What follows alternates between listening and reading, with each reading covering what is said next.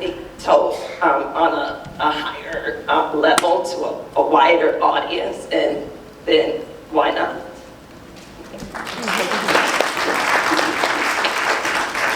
And quick shout out, you have your wonderful husband here with you this evening, right? You have a husband here in the front row, who's very instrumental, as we can see, and very supportive. Talk about some of the struggles that you encountered that we did see in the film, and how you use that and channeled that into strength instead of just backing down. That's, you know, a lot of people would have just backed down and accepted the fact that this wasn't possible, but you didn't do that. How did you push through that? So some of the struggles that I encountered was not in the film or through like friends, family members, people in the community. I remember one of my friends told me specifically, she said, Melony, I wouldn't get that law passed if I were you. Because what's going to happen is you're going to create competition for yourself. And you know, I had to think about that because with my wigologist license and the fact that there were no braiding salons in my city, and basically in the state of Mississippi, you know, I could have really capitalized on that. I could have really had, you know, I could have been up the mindset to keep all of this to myself. But that wasn't the whole purpose.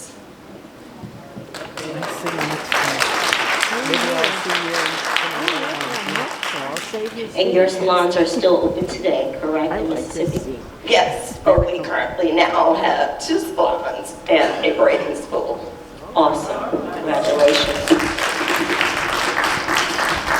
I'm going to segue that to you, Finele, because you also have a salon that you started with your son, correct? Yes, right here in Teaneck, New Jersey. Right, and you were the first to have a salon dedicated towards locks, natural hair. Can you talk a little bit about your journey? In 1998, my son, hello, can you hear me? Yes. In 1998, my son was barbering, and he'd been barbering since he was in high school. I was working at WBLS, WLIB as Director of Marketing and Promotions. And I noticed there was a change in hair leaning towards more natural in New York, in the tri-state area. But there were no salons that catered to that particular hairstyle here in Bergen County. Everybody was running to Brooklyn. So my son said to me, Ma, I want to open up a barbershop. And I said, Teaneck need another barbershop like Custom need the engines. Why don't you open up a natural hair care salon? Let's focus on that, and you be the only barber. So my son's idea, my husband's support, I opened up New Lock. We opened up New Lock and Chop Shop Inc. And then we branched off to New Lock on Lenox, the Chop Shop in Teaneck, the Natural Hair Parlor on Lenox Avenue, the Natural Salon in Teaneck, and a mobile barbershop that we have right now. So the journey here for me is very empowering. I heard about your struggle in 2005. That's when you won the case, right? So we had been hiding because I was not a professional hairstylist. My son was working as a barber. He went to full cosmetology school, and I work underneath him. But I am trained in natural hair care and sister locks. But New Jersey's law is that we have the stylists who practice go to cosmetology school, and they do not train in black hair or braiding, like you said. We're still a little archaic here. But I want to thank you for opening up the doors and make it possible for women like me and for men also to empower ourselves to make a living off of this with the support of our community. And being the first here in Bergen County, we have been blessed. In fact, there are a lot of sister locks in this audience. So thank you very much for the empowerment and the opportunity to shine.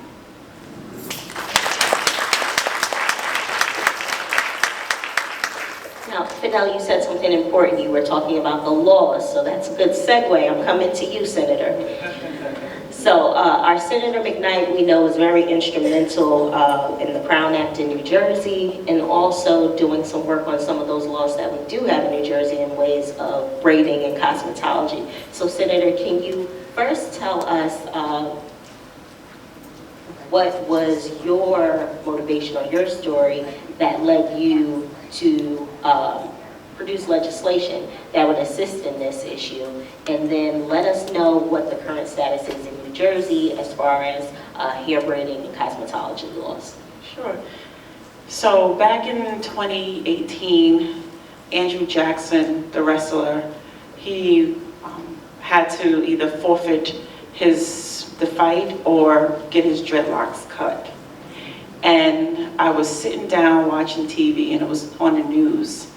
And I said to myself, you are a legislator. You can do something about this. So I reached out to my team, and we did legislation to include this, to add here inside of our discrimination law. So in the state of New Jersey, we have a discrimination law where you cannot discriminate against race, creed, but also hair. How you wear your hair, you can no longer discriminate. So a year after the incident happened, Governor Murphy signed it into law, and that was signed in 2019. The catalyst was Andrew Jackson. However, I was so upset and disheartened that everyone in the room watched while his hair was botched. No one stood up for Andrew, and I wanted to be the person who stood up for him. So you can no longer discriminate in school or work how you wear your hair. Now, I met a beautiful person who came to me, right? And you're gonna be happy as well when I share this with you, okay? Watching your story, Melony, I'm proud of you. Thank you for standing up and beating the odds. So a hairstylist came to me back in 2018, right? And said, listen, we need to change the laws. I just want to braid hair. I just want to do natural hair. That's all I want to do. So I'm here to tell you that we have a hair braiding license here in the state of New Jersey. In the state of New Jersey. We did what you did. We removed it from the cosmetology and we made it a standalone. So 50 hours, about $2,000, you can get a hair braiding license, and you can also get the license so that you can become a trainer. So that law is standing here, and it has been enacted since 2019. So we're going to talk so that you can get that natural hair license, okay?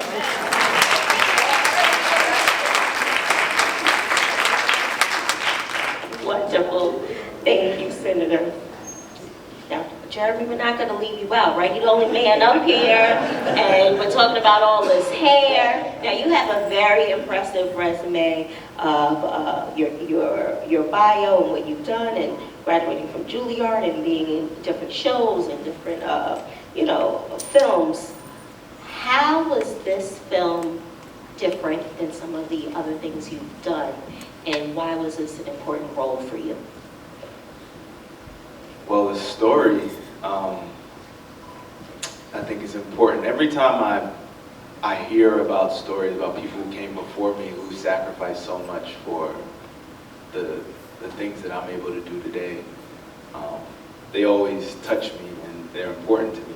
This is one of the first stories I got to work on where I'm actually working in collaboration with the person who sacrificed and overcame to make things easier for me and for others who look like me or have a shared history or just are under some form of discrimination. So I think that like as an artist, you always want to do something that you feel like has a real impact on the viewer and the community at large. And this is just a project that allowed me that opportunity. And that doesn't come around that often, so it meant a lot. Awesome.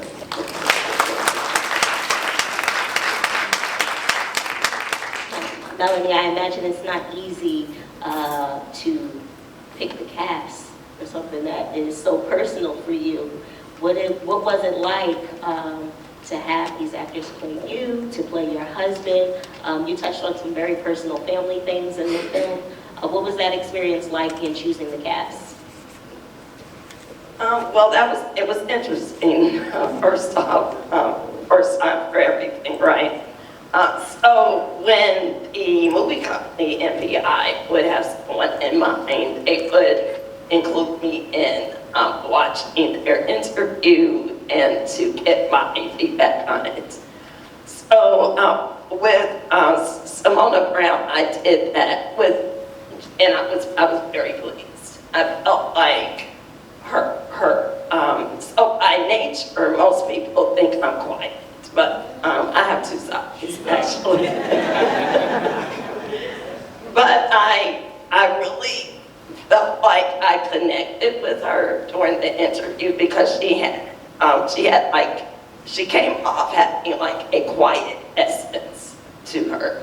But at the same time, I felt like it was much more to her than that. With Jeremie, I did not honestly get a chance to have that opportunity with Jeremie. However, once I interacted with him on the set and I saw his work, even his appearance, the similarity, I knew right off that he was going to be the best person for the job. And also, I'd like to say the way him and Simona interacted with each other was like so real to me. And what was the second part of the question? I'm sorry. Oh, no, you answered the question. I just wanted to know how it was to choose, the cast for something so personal, right? I know you're probably looking at them like, no, she didn't say it that way. You have to do it this way. This is something that was your life, so I can imagine it was beautiful to look at, but also could be a little difficult to look at. So, now we saw in the movie how your salon was crowded all the time. How is Finele business here with natural hair, and are you seeing that same reaction here in New Jersey? Have you seen that through the years? Explain to us the need for these natural hair salons. There is a need. Business is, there is a need. The business is very good. I've been blessed. I need stylists. I need good stylists. I understand that, everybody's dream, and my dream is not everybody's passion. But I am a very focused, very passionate leader, and I love what I do. I specialize in sisterhoods. And it's very time-consuming and grueling. Long hours right now, very long hours. There's not enough hours in the day to accommodate. My hands don't get tired, my knees and my back. So if out of this platform I can gain one stylist, I'd be happy. I don't have enough stylists to accommodate all the phone calls that I get. Women want to embrace their natural beauty. They want to be served. We deserve to be served on the highest level. I demand excellence, and I give excellence. If I cannot give 100% of myself, then I need to sit down. And as I get older, that becomes very harder, and it's very demanding. So I need people like me to serve people like you. Did I answer your question? Yes, you did. Yes, you did. Is anybody, if there are any volunteers, anybody who wants to learn to braid, who wants to go and help Finele out, she is definitely looking. So And I train. keep me honest one time. So, speaking about the journey, right? Sometimes we tend to, I'm coming back to you, Jeremie. Sometimes we tend to not include men in that journey, right? We're like, oh, men and their hair. And I've learned men can be very sensitive about their hair as well, right? Sometimes we see men with their hair receding or their hair balding, and we're like, just get a baldy, right? And not really taking the time to think that men can be very attached to their hair too. How do you feel about, do you have anything you want to share about your maybe hair journey or hair journey for men? How do men feel about their hair? We don't usually ask. Well, as a black man, the hairline means a lot. The hairline means a lot. Mine started leaving me 10 years back, and I think that, men share some of the same sensitivities and vulnerabilities about their own hair. And I think, the journey of loving your hair or loving yourself is a continuous journey. For me, it is like, allowing it, when my hairline started receding, just accepting who you are, accepting that, maybe it's time to shave it all, that whole conversation. But I definitely think that it's something that means a lot. I know the barbershop, just in general, means a lot to specifically, probably all men, but the black men, I know that's it's more than just, and I'm sure the salon is the same way, as we saw in the movie, it's more than just hair. It's a place to have conversation, feel like you can be open and share thoughts and feelings. But, I think we're all on that journey of loving ourselves and loving our appearance as much as we can. Yeah. So, Senator, since I know you well, I know that you recently started a hair journey. So can you speak a little bit about that and how you made your transition to your sister office? So it started back in 2009 when I decided to go natural. I got rid of all the perms, all the weaves. I said, I just want to go natural. I was in the corporate world. And when I went to the State House, I went with, crochets and braids. And eventually I started wearing my afro, my natural hair, because I had to accept, this is who I am. And I got the stares, you always get the stares. But I felt comfortable in the skin that I am and how I wear my hair. And just this year, on April the 7th, I decided to get micro locks. So today is the 7th, right? So I'm actually 7 months today locked. And I tell you, I totally feel the freedom. I feel freedom with my body, with my hair. So the journey has gone on for 14, 15 years. And this year, I feel true freedom. So I know what you felt when you were a little girl in the park, running around with your hair just flowing. Freedom.